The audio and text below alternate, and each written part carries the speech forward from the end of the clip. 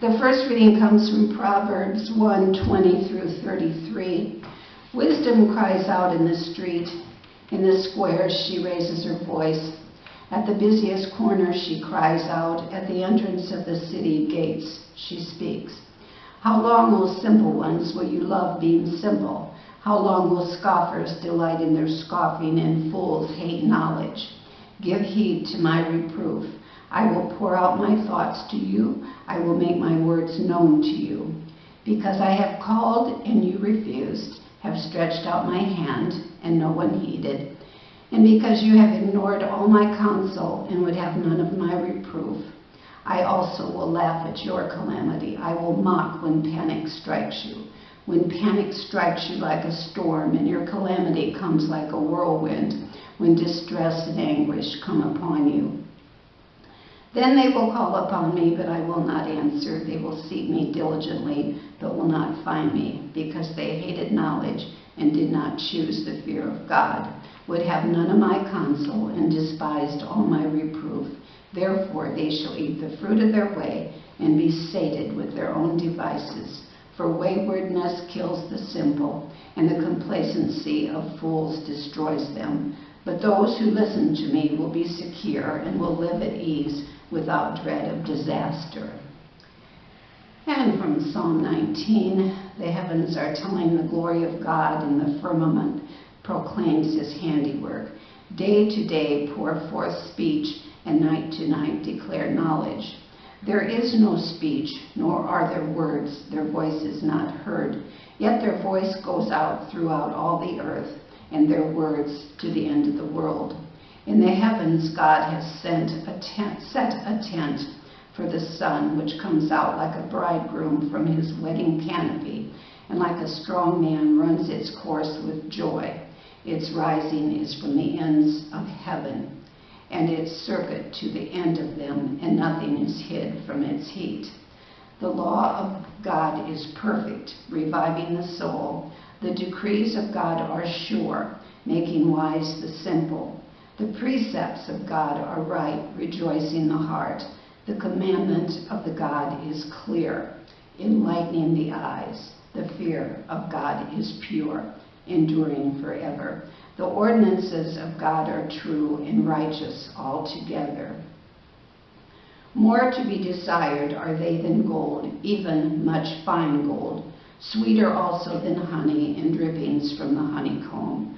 Moreover, by them is your servant warned. In keeping them there is great reward. But who can detect their errors?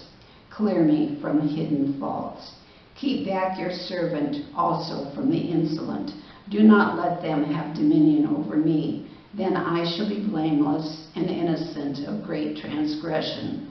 Let the words of my mouth and the meditation of my heart be acceptable to you, O God, my rock and my Redeemer. And from James 3:1 through 12, not many of you should become teachers, my brothers and sisters, for you know that we who teach will be judged with greater strictness. For all of us make many mistakes. Anyone who makes no mistakes in speaking is perfect, able to keep the whole body in check with a bridle. If we put bits into the mouths of horses to make them obey us, we guide their whole bodies. Or look at ships. Though they are so large that it takes strong winds to drive them, yet they are guided by a very small rudder, wherever the will of the pilot directs. So also the tongue is a small member, yet it boasts of great exploits. How great a forest is set ablaze by a small fire, and the tongue is a fire. The tongue is placed among our members as a world of iniquity. It stains the whole body, sets on fire the cycle of nature, and is itself set on fire by hell. For every species of beast and bird, of reptile and sea creature, can be tamed and has been tamed by the human species. But no one can tame the tongue, a restless evil, full of deadly poison. With it we bless God the Creator, and with it we curse those who are made in the likeness of God. From the same mouth come blessing and cursing. My brothers and sisters, this ought not to be. Does a spring pour forth from the same opening both fresh and brackish water? Can a fig tree, my brothers and sisters, yield olives, or a grapevine figs? No more can salt water yield fresh. And finally, from Mark chapter 8, verses 27 through 38, Jesus went on with his disciples to the villages of Caesarea Philippi. And on the way, he asked his disciples, "Who do people say that I am?" And they answered him, "John the Baptist, and others Elijah, and still others one of the prophets." He asked them, "But who do you say that I am?" Peter answered him, "You are the Messiah." And he sternly ordered them not to tell anyone about him. Then he began to teach them that the Son of Man must undergo great suffering and be rejected by the elders and chief priests and the scribes and be killed, and after 3 days rise again. He said all this quite openly, and Peter took him aside and began to rebuke him. But turning and looking at his disciples, he rebuked Peter and said, "Get behind me, Satan, for you are setting your mind not on divine things, but on human things." He called the crowd with his disciples and said to them, "If anyone wants to become my follower, let them deny themselves and take up their cross and follow me. For those who want to save their life will lose it, and those who lose their life for my sake and for the sake of the gospel will save it. For what will it profit them to gain the whole world and forfeit their life? Indeed, what can they give in return for their life? Those who are ashamed of me and of my words in this adulterous and sinful generation, of them the Son of Man will also be ashamed when he comes to the glory of God and the holy angels."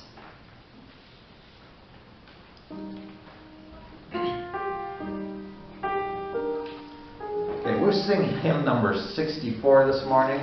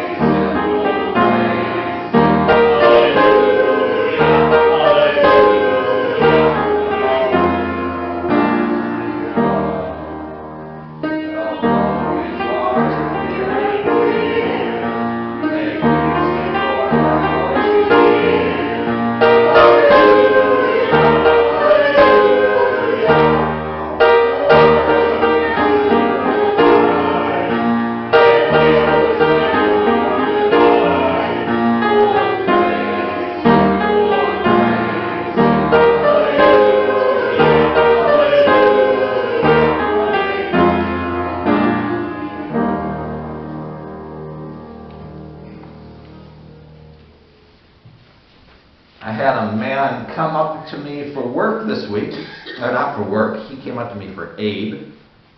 But for some reason, when people approach a minister, they think they're applying for work when they come to us for help. They think they have to give their entire Christian resume. And so this man told me what churches he belonged to. He used to belong to United Church of Christ congregation. He was telling me about his faith, about what a good fundamentalist he is. He believed in the 7-day creation, and people have this strange idea that all ministers are good fundamentalists. I am not a good fundamentalist. I was when I was a child and a teenager. But my faith has developed quite a bit since then. And he kept going on and on, speaking as fast as he possibly could, to prove that I deserved to give him some money and some help. And he was great getting on my nerves. He spent about a half an hour trying to prove this to me. And the truth of the matter is, I'm thinking he's a little bit nuts. And I think he was. Because eventually I realized he had this philosophy that came from a New Age film called What the Bleep is Happening. It's a 2004 documentary. Don't look it up. Don't waste your time. It's a complete waste of your time. I've seen it. It quotes all of these philosophers and religious sources and scientists, takes them completely out of context.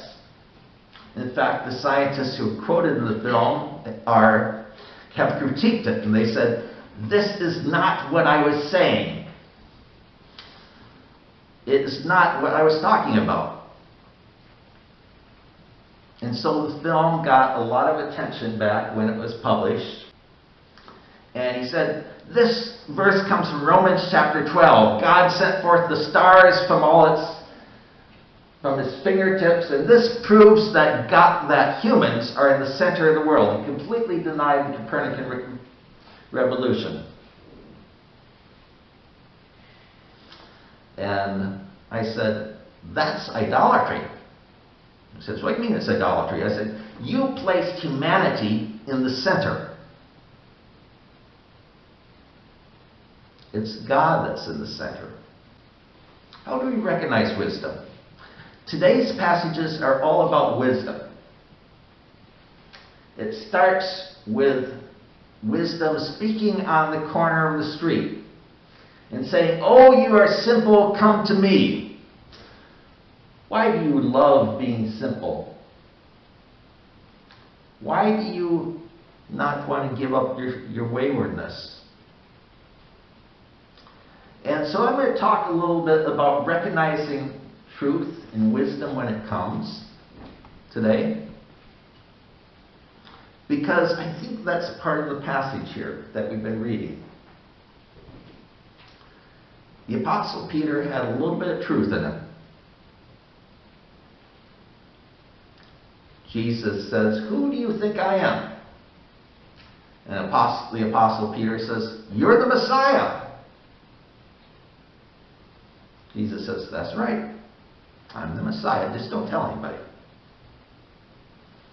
That's a whole other sermon about what's going on there. But then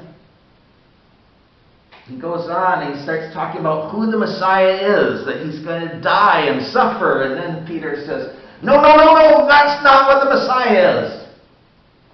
That's not the Messiah. The Messiah can't suffer. The Messiah can't be killed.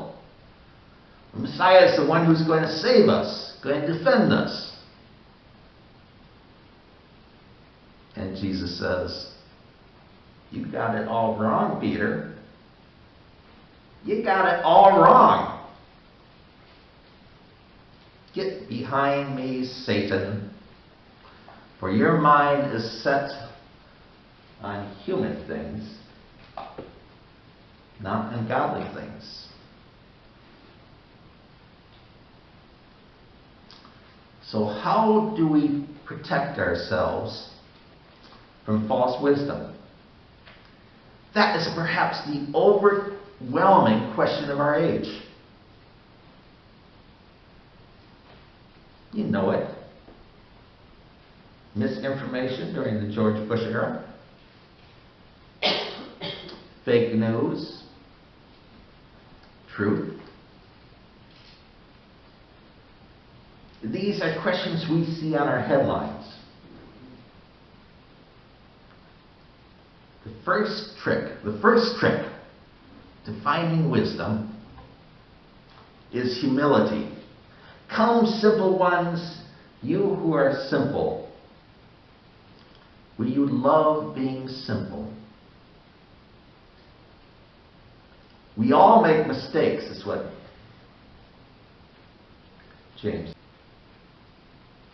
This man said he was expert in theoretical physics. And I said, "Oh, really? You study that in college?" And he says, "No, I'm self-taught." And then he goes on talking about the movie I had said earlier. And I said, no, that's not theoretical physics. That's metaphysics. And there's no reason why you shouldn't study metaphysics, but it's not the same thing. Metaphysics has to do with our philosophy. Physics has to do with basic facts. You can verify physics. If I say an object in motion tends to stay in motion and throw a baseball at you, that's physics. Once I let go of that ball, it doesn't just fall down with gravity, it keeps on heading that direction.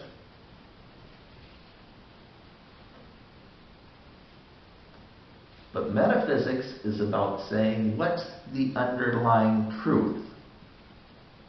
Is there something holy? Physics is a fact. Metaphysics is a truth. Is there confirmation in reality? Today's passages, particularly in the Psalms, talks about whether or not the holiness of creation speaks to God. And it says quite clearly it does. The song we just sang today, this is about finding the truth in reality. That man says the earth is the center of the universe. Any one of us who studied the Copernican revolution in school can tell you that's not the fact. The sun's the center of our solar system, and the sun is not even the center of the universe. We can verify going out and looking at the stars, an astronomer. And if you want to take the time to study the subject, you can verify it yourself that the stars are moving outwards from some big bang. It's a measurable phenomenon. Can we confirm a fact? And I draw a distinction between facts and truth. Whether or not it's actually happening. Now there's a lot of people, this gentleman here who I was talking to, who think they are the experts. He took time to actually watch this movie that most of you have never heard of. And he said, well, I'm an expert now. But did he look beneath who made this movie? They were a bunch of college students, and they were having fun with their classes. Probably took a class in physics and had to read some of these scientists. And they took the quotes, they pieced them together, had a little bit of fun with it, a little bit tongue-in-cheek, and all of a sudden, all the people all over the world said, this is a fun and interesting movie. But it's not by experts. They had an agenda different from teaching you philosophy. Different from teaching you science. Their agenda was to have fun. Just that simple. To have fun. And it was such a hit that it made a little bit of money. More than most student films ever make. Well, the fact of the matter is, most people lie to themselves. They have agendas. They know where the money is at. That's the truth. As a pastor, I cannot tell you how many times I am tempted, and I'm seriously tempted, to tell you what you want to hear. It's my own sinfulness. It's my own tongue becoming unbridled. But I can only, and I ought to only, when I'm a teacher, being in the pulpit is part of being a teacher, I ought to reveal the truth as best I am able to reveal it. As best I believe in it. And it's risky. Jesus says, pick up your cross and follow me. Every Sunday when I preach, I run the risk of saying something that's going to offend people. And I honestly worry that each year at the congregational meeting, whether or not I'm going to be fired. It makes me nervous. Because the Bible is not a calming, soothing document all the time. It doesn't always tell you what you want to hear. People who want to exploit you will tell you what you want to hear. Take a look at who the experts are that you trust. Sometimes they're going to be honestly mistaken. Sometimes they're going to make mistakes. We all make mistakes. That's what the Bible told us this morning. It's just reality. And sometimes they're going to have an agenda totally different from reality. Look behind that. Look behind that and take some time to consider what the reasons are.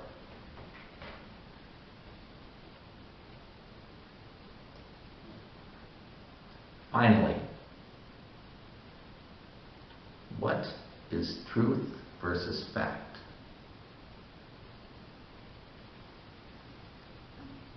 Truth is that which you can act upon. Truth is that which is the way you want to live.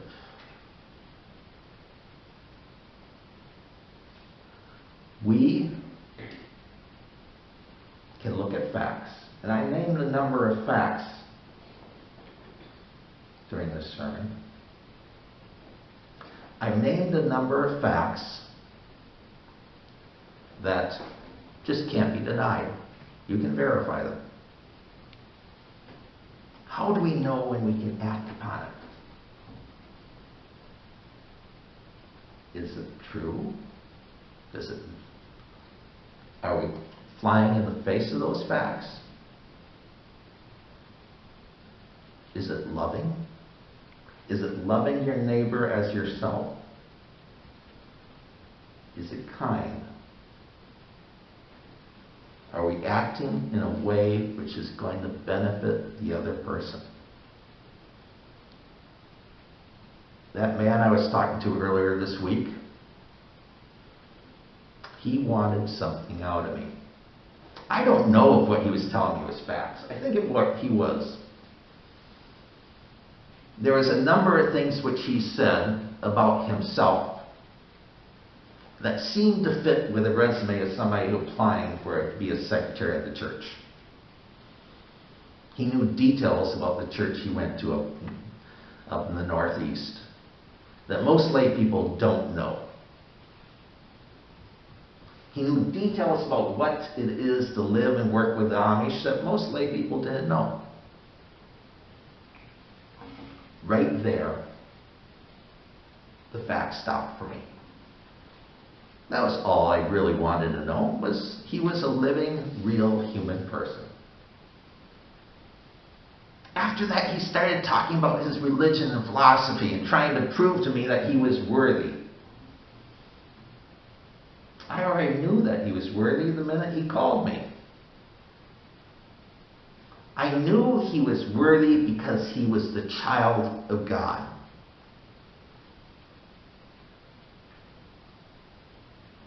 At that point in time, I said, I am going to get you to Princeton. I am going to put you up in a hotel. That's all I needed to know. And that's exactly what I did.